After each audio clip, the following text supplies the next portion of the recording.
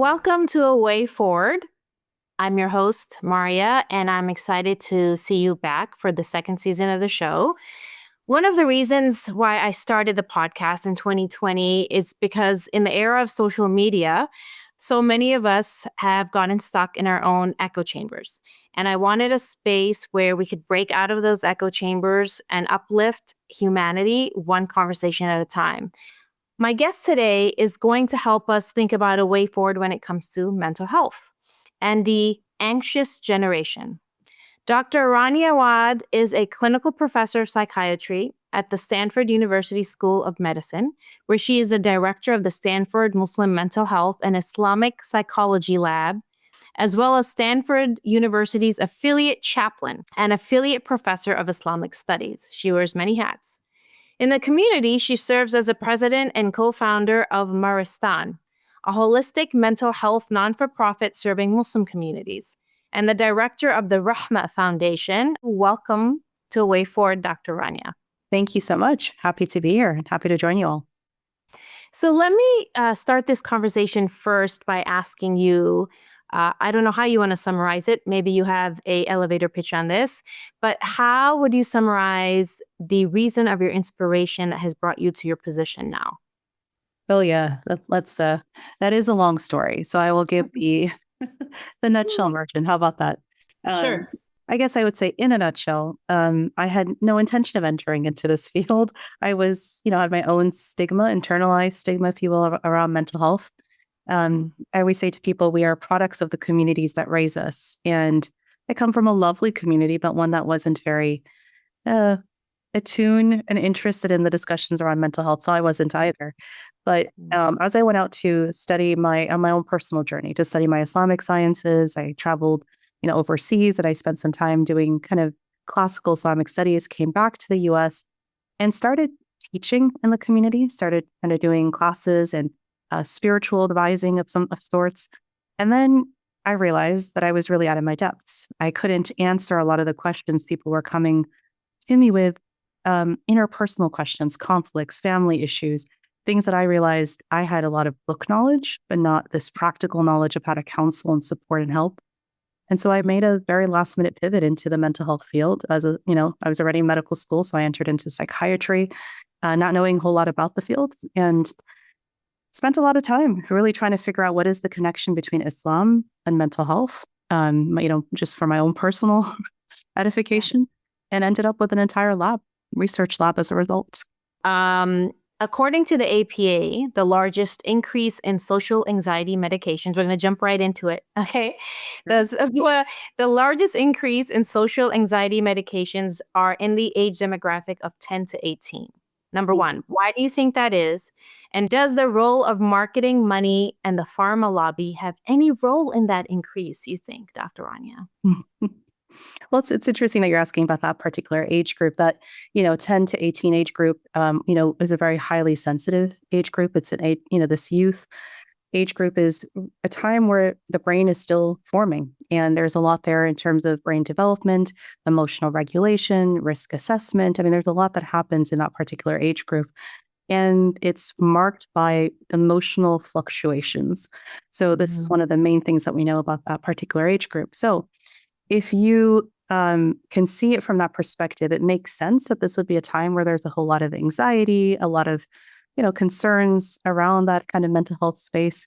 So on one hand, I would try to reframe this question a little bit to think about, is it that we are increasing the diagnosis of kids having anxiety, or is it that psychiatrists and psychologists are becoming more adept at actually identifying what this is called, naming it, diagnosing it correctly? Now, does pharma have something to do with this?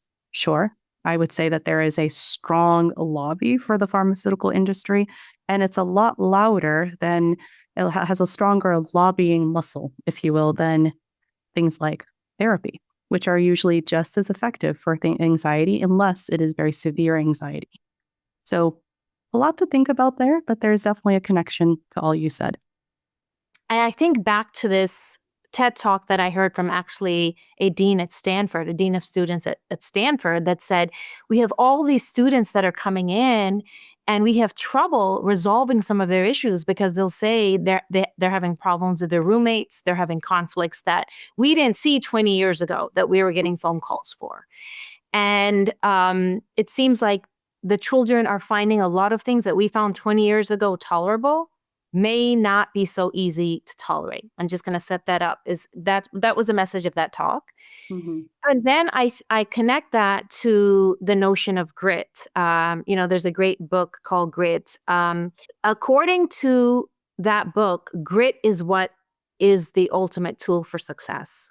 She studies over a long period of time, and grit required you to just keep going and, resilience and moving through the challenges. So how do you juxtapose I would say the presence of therapy, online therapy, Mm-hmm. marketed to a younger generation for things that are considered not as difficult as they were, as defined 20 years ago. Just oppose that by the fact that, according to studies, grit is necessary, difficulty is necessary, emotional challenges are necessary. What are your thoughts on that yourself as a psychiatrist? Yeah, no, I appreciate that very much. And it's true. I mean, you have grit on one hand, this idea of resilience, persistence, really being able to pull through discomforts, things like have a disagreement with my roommate. Do I need to go to therapy over that, or can I resolve it directly with my roommate? And on the other hand, you have a generation that is much more comfortable seeking out therapy than we've ever seen in any generation that's come forward before, and is more likely to go to somebody who's kind of that neutral third party to say, well, here are the issues I'm dealing with. Give me the tools to help me do this. So there's pros and cons on both sides, I would have to say. It's true. There is much more marketing and much more of a market around the concept of therapy, which is why you're getting all those ads popping up for you, kind of suggesting, hey, therapy is much more accessible. And it is. But therapy isn't the opposite of grit. I think that's a very important kind of take-home message here. Therapy is a tool for building that genuine resilience that we're trying to get to. The hope is that if a person doesn't have that tool in their toolbox, I always tell people when I think about therapy, I think they're like, why should I go to therapy? Well, I tell them, do you have all the tools that you need in your toolbox? And likely the answer is no, not a single one of us does. And that could be for a variety of reasons. We learn these tools along the way. We kind of inherit them from the people, our caretakers who raised us. But what if our caretakers didn't have those tools either? Likely, we're not going to have them in our toolbox. So there is a point to be able to say, I need the tools and techniques to be able to do well in life. And if I don't have them for some reason, then I need to be able to get them. And that's what therapy should be able to do for folks.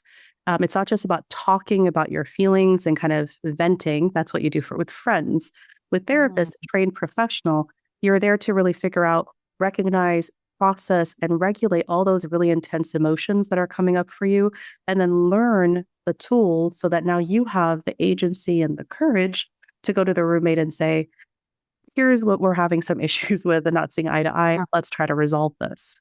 One thing that has significantly changed for the growing generation that was not around when I was a child, a teenager, is social media.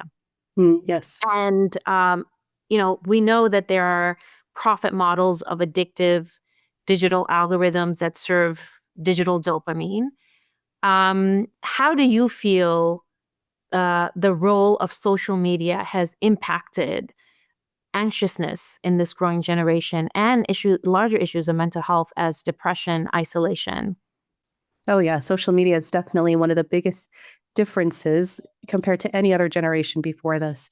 And it's true. Like we never had a situation before where you have this level of connectedness, which may sound good at first on the surface, but actually it also means that there is a comparison trap that's always happening when a person is on social media. So the research shows that when any person, young or old, spends more than 3 hours on social media a day, that increases their mental health problems by double, twice, right? Including anxiety, including depression. So this idea of the anxious generation is not a total misnomer. I mean, it's an important way of kind of thinking this through, I'll push back on that a little bit in a little bit here about like how I think about it, not necessarily as the anxious generation, but there's definitely an increase in anxiety.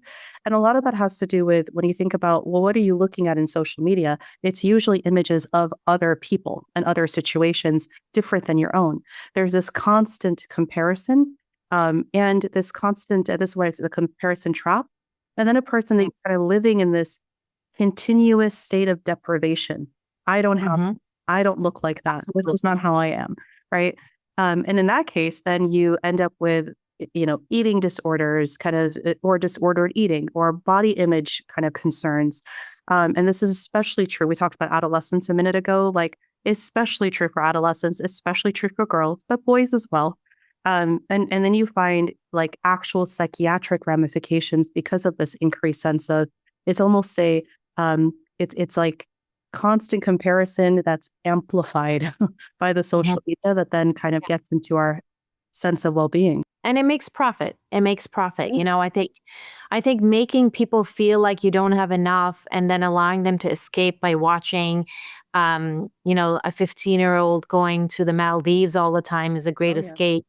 So it's like this constrictive, it's just really, really addictive, and it takes away the attention from your life presently, your own life. Like, what can you roll your sleeves up and do yourself, to be able to have a good day? My work is focused on policy and changing things long term as much as possible by changing legislative code. And we always have experts that come in, and there's congressional hearings, statewide hearings on different topics.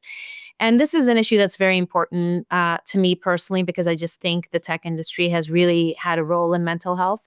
But speaking about this specific issue, have you found a space, or could you see yourself finding a space as an expert speaking about the correlation? And are you ever asked to discuss these topics in an academic setting of what social media is doing to mental health? Oh, definitely. Absolutely. In fact, in our lab, one of the newest lines of research we added actually was AI, artificial intelligence, and its effect on mental health. We're looking at it from, the Muslim population perspective, because that's the kind of content of my lab. But yeah, we added that entire new line of research and a whole team of researchers, because this is not only the newest newest thing everyone's talking about, ChatGPT and therapy and AI, and what does all this mean?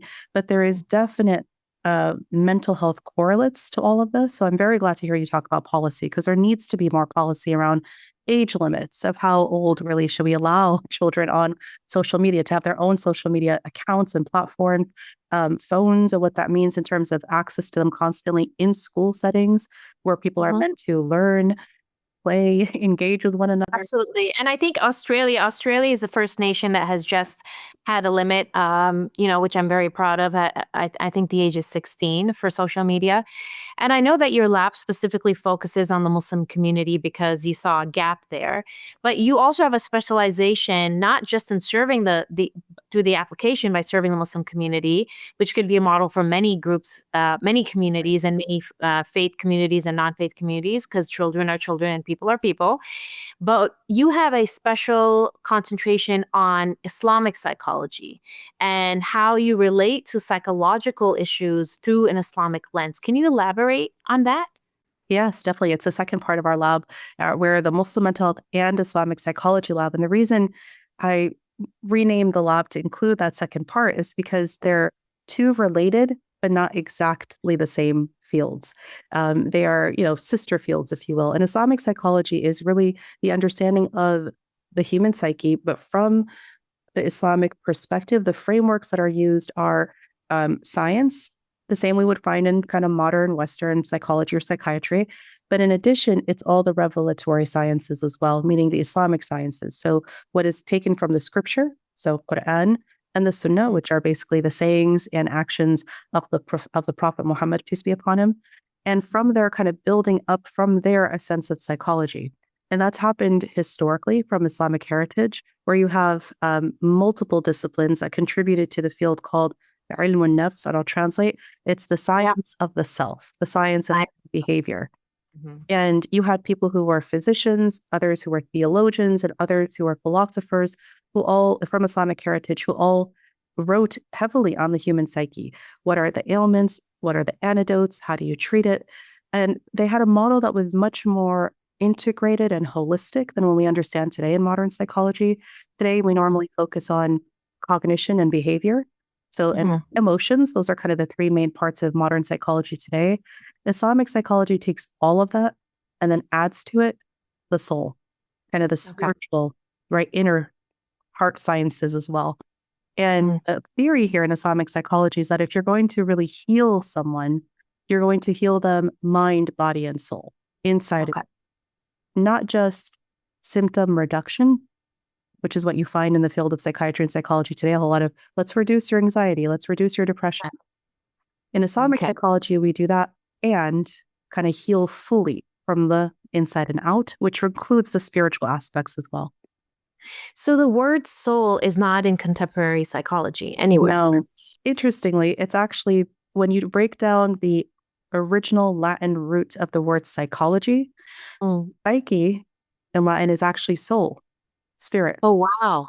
And logia, of course, is the study of. So originally it was the study of the soul, but it's moved away in modern times, away from, philosophizing around what is the soul and how do you heal it, to something that's much more tangible, biological, neuroscience correlated right now.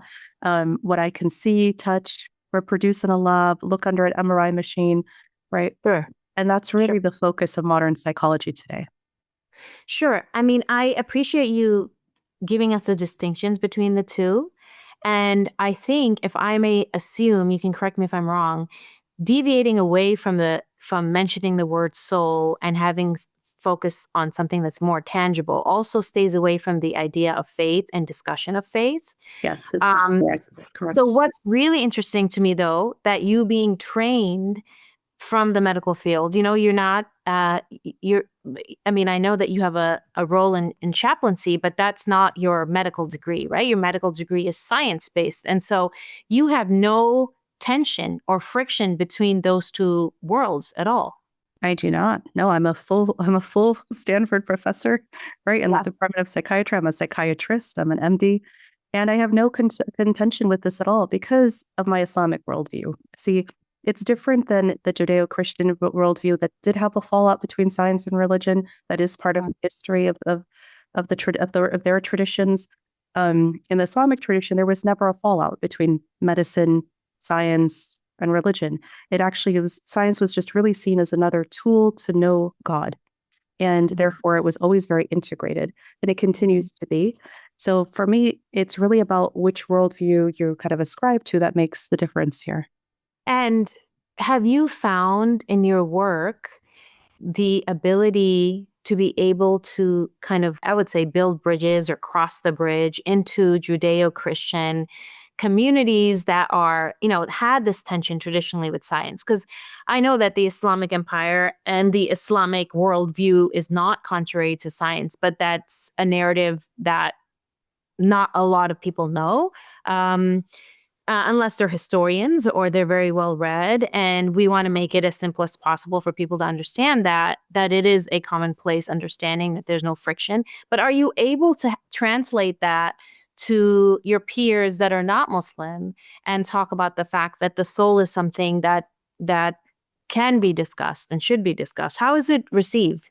Yeah, on both fronts. On both fronts, I would say I've had wonderful conversations, trainings even. I've been invited, believe it or not, on both fronts, I've been invited into other faith tradition spaces. So, here I am, a hijab-wearing woman, literally training, priests and pastors, and those who are, of other faiths in places that we can absolutely agree on. There will always be some differences. However, where we agree are things like, what does it mean to have burnout? What is experience to work with congregations and really help heal individuals who come to us? And then what happens when we feel overwhelmed? So I've had all these wonderful trainings in other faith traditions, and it's been lovely. And at the same time, I've also been invited into highly secular scientific spaces to talk about cultural and faith-based relevance, sensitivity, the concept of, and now the field is now thankfully shifting from the time I was training, from the years I was back in training to today, you find a field that is much more invested in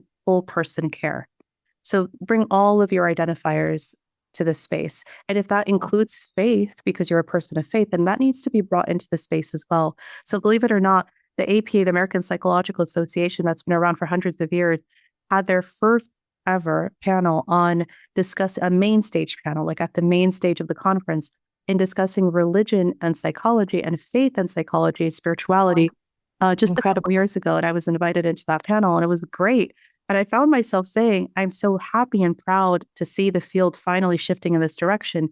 But I have to tell you, from my tradition and my heritage, we've always been talking. We've always been there. Yeah. We've always been there.